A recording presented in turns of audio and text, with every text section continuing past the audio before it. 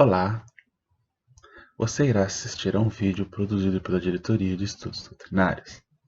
Me chamo Victor Medeiros e hoje nós trataremos sobre um assunto que é de extrema importância para todos aqueles que vão estudar o Espiritismo, que é a questão de Emmanuel e as almas gêmeas. Sempre que nós adentramos o estudo do Espiritismo, nós vamos começar a ler as demais obras, ditas complementares após o estudo das obras da codificação, que é a saber, são o Livro dos Espíritos, o Livro dos Médiuns, o Evangelho segundo o Espiritismo, o Céu e o Inferno e a Gênese. Nós somos convidados a ler as obras complementares. Aí a gente pode ler o que é o Espiritismo, obras póstumas, a Revista Espírita e os demais autores que vêm contribuir para a solidificação do Espiritismo. E aí a gente começa então a se deliciar com as obras de Emmanuel, André Luiz, Manuel Filomeno de Miranda, Humberto de Campos, Joana de Ângeles e tantos outros espíritos que vêm nos trazer obras maravilhosas. E uma dessas obras em especial, O Consolador, psicografado por Chico Xavier, ditado pelo espírito Emmanuel, é uma obra que merece a nossa atenção especial, porque ela é uma obra boa, ela é uma obra que merece ser estudada, necessita ser estudada por todos nós, estudiosos, estudantes e conhecedores do Espiritismo, mas que infelizmente ela sofre uma injustiça. E nós estamos aqui hoje justamente para falarmos sobre ela e auxiliarmos o nosso entendimento. Vamos lá. Lá em O Consolador, Emmanuel, na questão 323, ele é perguntado sobre a questão das almas gêmeas. Porque esse livro ele é feito a partir de perguntas que são direcionadas a Emmanuel e Chico Xavier psicografa as respostas. E Emmanuel dá a sua opinião sobre as almas gêmeas. E isso gerou uma confusão muito grande e que até hoje reina em relação ao movimento espírita.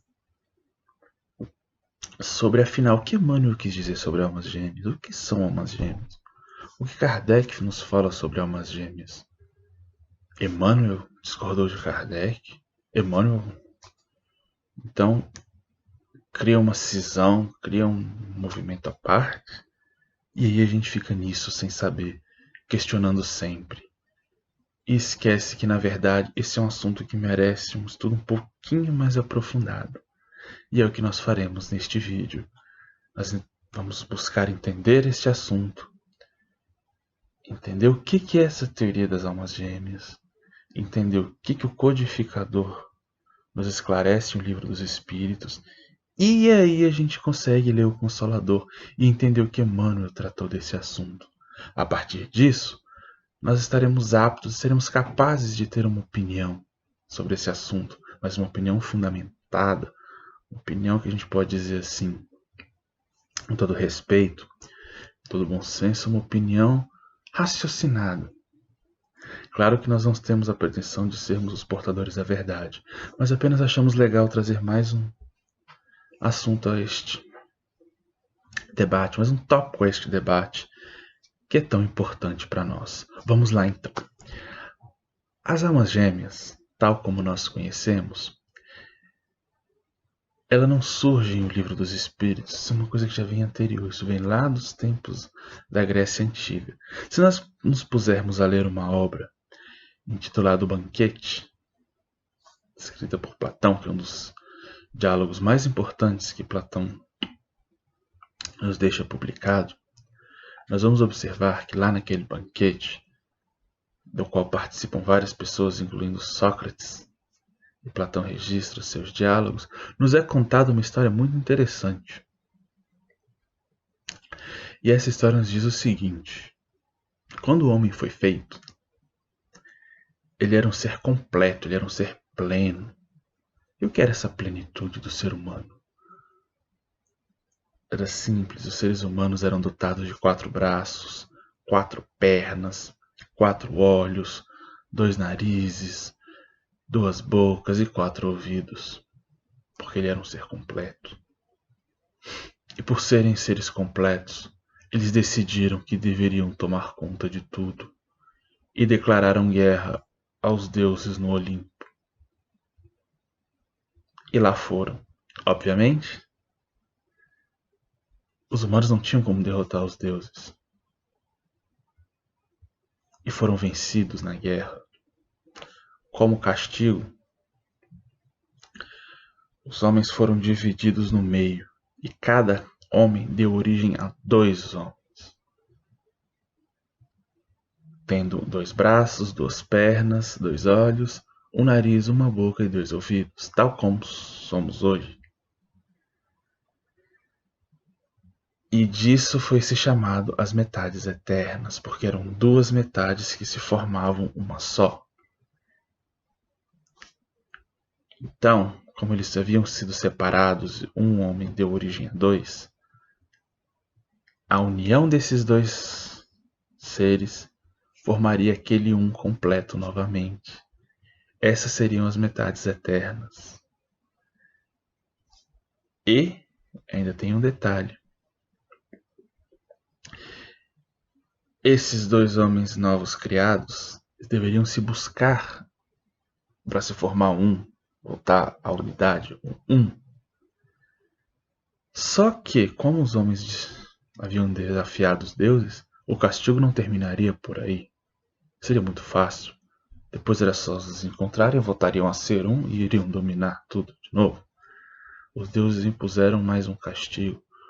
Por mais que buscassem, jamais encontrariam sua alma gêmea, sua metade eterna. Porque afinal, eles desafiaram os deuses. Mereciam um castigo maior do que simplesmente serem divididos. E aí nós vamos ter, com o passar dos séculos, essa noção de almas gêmeas. Essa busca incessante por aquele parceiro, por aquela parceira que te completaria e te tornaria um novamente.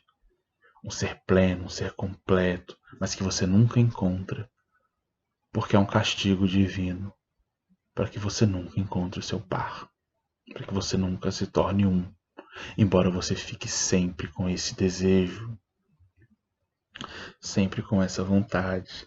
Lembrando que quando nós falamos de homem, nós estamos referindo à humanidade inteira, e não simplesmente ao sexo masculino. Pois bem, com essa noção em mente, o que nós chamamos de, a princípio, de metades eternas, é que vem essa teoria das almas gêmeas, essa história de almas gêmeas, de nós estarmos o tempo inteiro buscando aquele ser que nos completaria e nos tornaria um novamente, mas a gente não encontra. Pois bem, Kardec pergunta aos espíritos a partir da questão 298 em diante sobre isso. E ele faz uma longa ponderação, vai dar 298 até 303A. Que é 303, tem 2 questões, 303 e 303A. E a espiritualidade ela é bem unissono. Isso não passa de uma lenda. Não existem espíritos que são criados para se juntarem com outros espíritos e se tornarem um. Ninguém é a metade de ninguém. Cada espírito é um espírito imortal. O que acontece é que nós somos capazes de amar cada vez mais o nosso semelhante, cada vez mais os demais. Mas isso não quer dizer que nós temos a dependência de outra pessoa para nos tornarmos completos e espíritos puros e perfeitos, que é o que nós estamos destinados a ser no futuro. Entenderam? Então a espiritualidade induz a Kardec, explica a Kardec que essa teoria não existe. É apenas uma teoria. O que existe é afinidade. Os espíritos se juntam por afinidade, se atraem por afinidade, se amam. E depois vão aumentando essa afinidade e vão amando cada vez mais espíritos. É isso que Kardec é ensinado em O Livro dos Espíritos, que está lá à nossa disposição. Porém, contudo, todavia, entretanto, é publicado, vários anos depois, o famoso Consolador de Emmanuel, e Chico Xavier. E esse assunto volta à tona neste livro. E Emmanuel, a partir da questão, se nós abrirmos o livro Consolador, nós vamos observar que ele também é um livro de perguntas e respostas. A partir da questão 323, eu vou ler apenas a pergunta e nós discorreremos sobre elas. A pergunta começa assim, que depois é um bloco de várias perguntas tratando sobre este assunto. É perguntado a Emmanuel: será uma verdade a teoria das almas gêmeas? Bom,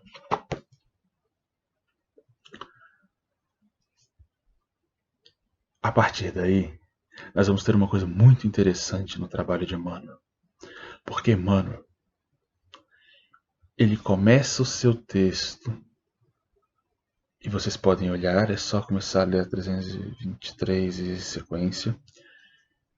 Ele começa afirmando que sim, existem almas gêmeas, mas depois ele explica o que ele entende por almas gêmeas, que é uma coisa diferente daquilo que nós vimos da mitologia grega. Aquilo que nós vimos na mitologia grega é o que nós chamamos de metades eternas. E o que Emmanuel fala de almas gêmeas é uma outra coisa. E o que Emmanuel fala então? Emmanuel nos diz que as almas gêmeas são espíritos que estão em mesmo nível de evolução, portanto são iguais. E eles se buscam. A gente tem essa tendência a buscar-nos entre nós aqueles que não são iguais em pensamento, aqueles que não são iguais em vontades, em desejos. E os espíritos tendem a fazer isso, a buscar os seus iguais, ou seja, essas almas gêmeas. E aí Emmanuel vai além. E ele nos diz que nós criamos com essas almas gêmeas, ou seja, esses espíritos que nós somos afins, que nós nos atraímos, que nós buscamos incessantemente, sentimentos de amor verdadeiro, que à medida que nós formos evoluindo, nós vamos começar a sentir por todos os espíritos sem exceção, até nós entendermos o que é o amor condicional, incondicional, melhor dizendo. De modo que, segundo o entendimento de Emmanuel deste assunto, à medida que o espírito vai evoluindo, vai tornando-se um espírito mais depurado, mais liberto das paixões inferiores, tal como nos diz Kardec, ele vai se tornando um espírito capaz de amar uma quantidade maior de espíritos. E aquele amor que era condicionado, aqueles iguais, aqueles que buscava sempre, vai se expandindo e se tornando cada vez mais universal. Este é o entendimento que Emmanuel tem sobre almas gêmeas. E ele ainda nos diz mais. Se o espírito tem um gêmeo, ou seja, um espírito igual, que ele afeiçoa, e ele evolui mais e o outro fica parado, você tem essa ruptura dessa ideia de alma gêmea, porque você deixa de ser igual. À medida que você vai evoluindo, você vai se mantendo, até o espírito perceber o quanto é importante amar a todos. E aí essas noções mais superficiais, mesquinhas, elas desaparecem.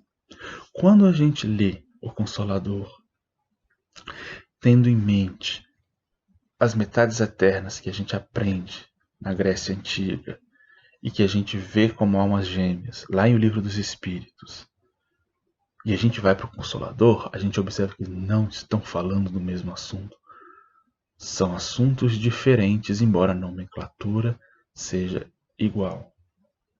E aí a gente já tem um outro problema, que a gente vai encontrar lá no começo do Livro dos Espíritos, lá na introdução, que é justamente essa questão da dificuldade da linguagem. Kardec nos diz: para coisas novas é necessário palavras novas, para que nós não tenhamos essa confusão, para que nós não tenhamos esse tipo de problema. E é o que acontece. Tanto que Emmanuel, quando questionado em um Consolador sobre quem seria a alma gêmea de Jesus, ele fala: Jesus não tem uma alma gêmea. Jesus já sublimou isso. Ele ama todos indistintamente. Para ele todos são passíveis do seu amor incondicional do mesmo jeito. Vocês estão entendendo? Dá pra gente observar, e se a gente conseguir colocar, ler Consolador a partir da questão 323, a gente observa que essa análise que Emmanuel faz de almas gêmeas é diferente do que está no Livro dos Espíritos. Porque o Livro dos Espíritos está nos falando daquela noção que vinha lá da Grécia de metades eternas. E Emmanuel está falando de uma outra coisa, mas a nomenclatura é igual. E aí a gente tem essa problemática. Por isso que eu digo que o Consolador é um bom livro, porque ele nos traz bons ensinamentos. Emmanuel nos ensina com uma clareza grande. O que talvez nos falte é um pouco mais assim de um entendimento maior acerca das questões. Como a forma como Emmanuel trabalha esse assunto não é em desacordo com a doutrina, porque Emmanuel não diz que é doutrina, que Kardec está equivocado. Ele apenas traz uma outra percepção do assunto que não é taxada em O Livro dos Espíritos, porque o Livro dos Espíritos, quando está falando desse assunto, está falando lá daquele mito grego, das metades eternas. Aqui Emmanuel está falando de outra coisa. Por isso, e a gente sentiu essa necessidade de trazer para nós essa reflexão, para nós observarmos o quanto que é um livro que vale a pena, é um assunto que a gente pode meditar e pensar, lembrando sempre que, se nós estamos pensando nas almas gêmeas de Emmanuel, nós não estamos dizendo que almas gêmeas existem como metades eternas. A gente tem que tomar muito cuidado com essas coisas. Porque, do contrário, a gente começa a misturar e os conceitos eles se misturam.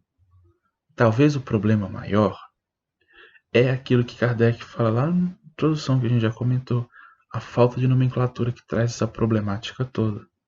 São ideias diferentes, são conceitos que não têm nada a ver um com o outro, mas que estão no mesmo guarda-chuva de um mesmo termo. E aí a gente tem essa confusão. De todo modo, O Consolador é um livro que vale a pena a gente ler. A coleção do Emmanuel, uma coleção de livros maravilhosos. Você tem, além do Consolador, você tem Vida e Sexo. Você tem